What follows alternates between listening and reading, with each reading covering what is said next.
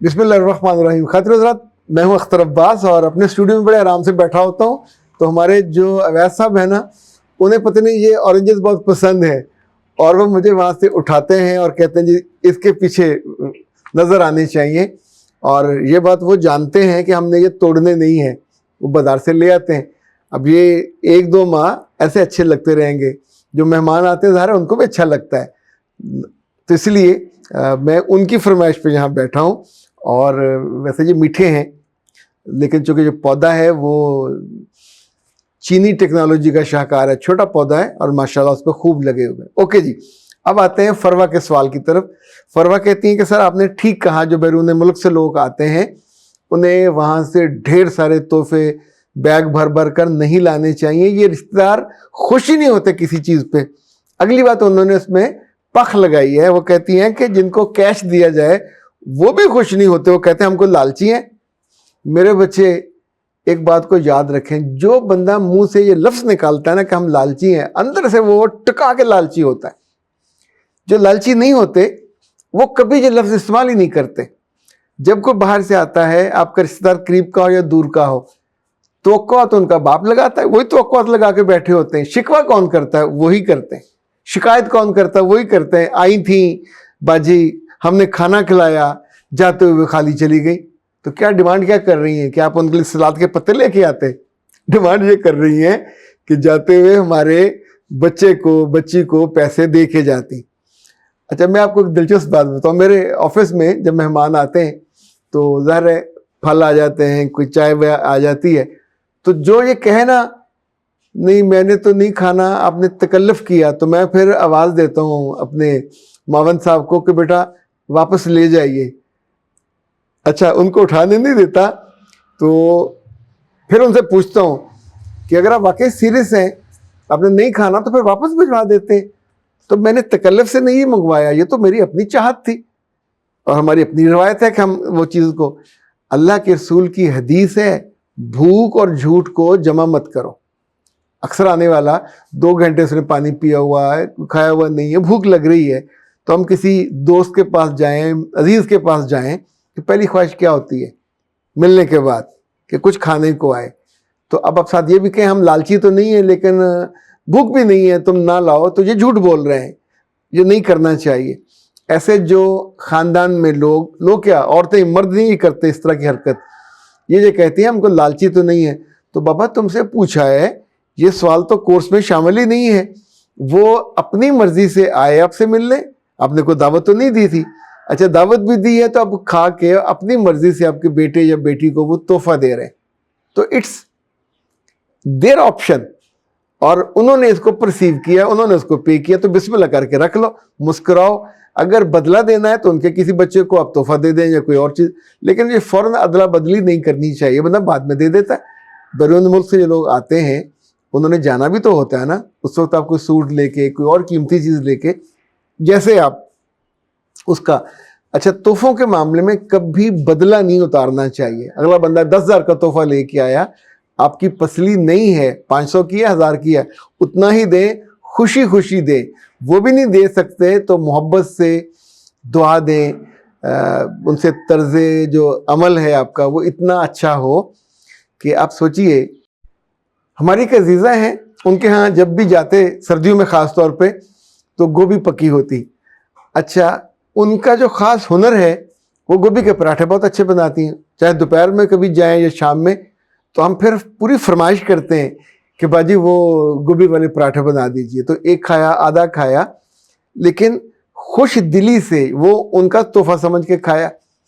अब आप एक आम सी चीज़ को शिकायत वाले लहजे में भी ले जा सकते हो और उसको अगले को इज़्ज़त भी दे सकते हो, पर हम आम तौर पे दिल रखने वाले काम नहीं करते, जिससे फिर नुकसान होता है, ताल्लुकात आपके ख़राब होते हैं। किसी दोस्त के घर गए हो तो हर वक्त उन्होंने मुर्गा तो ज़िबा करके नहीं रखा होता ना, बकरा, पंजाबी में कहते हैं टाया हुआ नहीं होता भाई, जो है दाल साग उसको ले आए। कभी किसी ने बुलाया हो तो फिर आप एहतमाम करते। तो बाहर से आने वाले अचानक आपके घर आ जाए तो बिस्मिल्लाह, जो है दाल साग लाइए। उस वक्त जेब में पैसे नहीं है तो भी परेशान होने की ज़रूरत नहीं है, चटनी बना सकते हैं, कबाब बना सकते हैं, अंडा आप फ्राई कर सकते हैं या उबाल के चाय के साथ दे दीजिए। डू समथिंग जो आपकी अप्रोच में हो।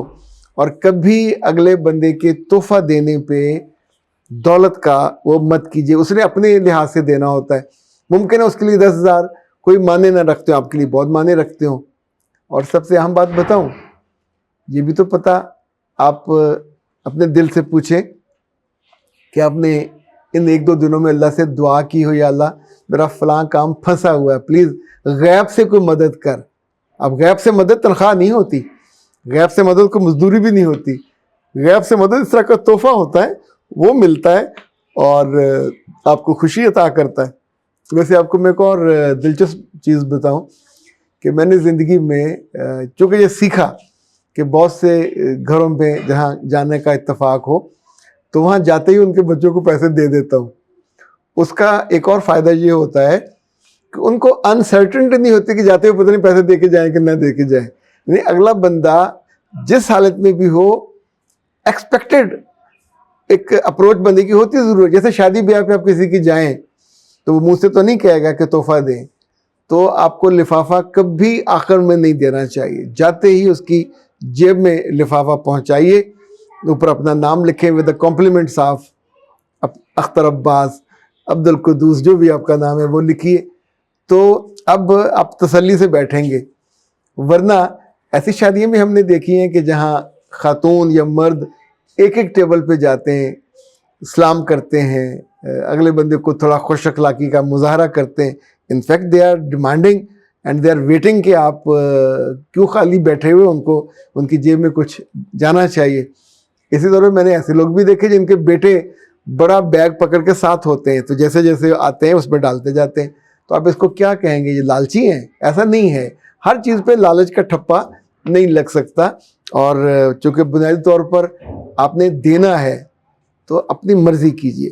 اچھا جی، یہ الیاس سر، میں کینیڈا میں رہتی ہوں. مسز الیاس ہوئے نا پھر. میرے شوہر جب بھی پاکستان آتے ہیں اور ہم بھی ساتھ ان کے ہوتے ہیں تو ہمیں اپنے ماں باپ کے گھر جا کر بلانا چھوڑ دیتے ہیں.